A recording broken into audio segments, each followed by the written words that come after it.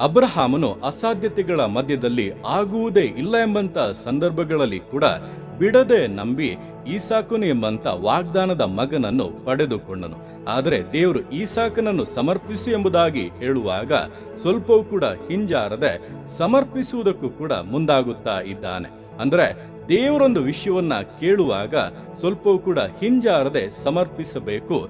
ದೇವರನ್ನು ಬಿಟ್ಟು ಬೇರೆ ಯಾವುದೇ ವಿಷಯಗಳು, ಪರಿಸ್ಥಿತಿಗಳು, ಸನ್ನಿವೇಶಗಳು ಕೆಲವೊಂದು ವಿಷಯಗಳನ್ನ ಬಿಟ್ಟು ಬಿಡು ಆಗುವುದಿಲ್ಲ ಎಂಬುದಾಗಿ ಒತ್ತಾಯ ಪಡಿಸಿದರೂ ಕೂಡ ಬಿಡದೆ ನಂಬಿಕೆಯಿಂದ ಅದನ್ನ ಹಿಡಿದುಕೊಳ್ಳುವಾಗಲೇ ದೇವರ ವಾಗ್ದಾನಗಳನ್ನು ಪೂರ್ಣವಾಗಿ ಅನುಭವಿಸುವುದಕ್ಕೂ ಅದರಲ್ಲಿ ಸಂತೋಷ ಪಡುವುದಕ್ಕೂ ಸಾಧ್ಯವಾಗುವಂಥದ್ದು. ಆದ್ದರಿಂದ ಯಾವುದು ಏನೇ ಒತ್ತಾಯ ಪಡಿಸಿದರೂ ಕೂಡ ವಾಗ್ದಾನಗಳನ್ನು ಬಿಡಬೇಡಿ, ಅದನ್ನು ದೃಢವಾಗಿ ಹಿಡಿದುಕೊಳ್ಳಿ. ನಿಶ್ಚಯವಾಗಿ ಅದರ ಪೂರ್ಣತೆಯನ್ನು ನಿಮ್ಮಲ್ಲಿ ನಿಮ್ಮ ಮೂಲಕವಾಗಿ ಕಾಣುತ್ತೀರಾ?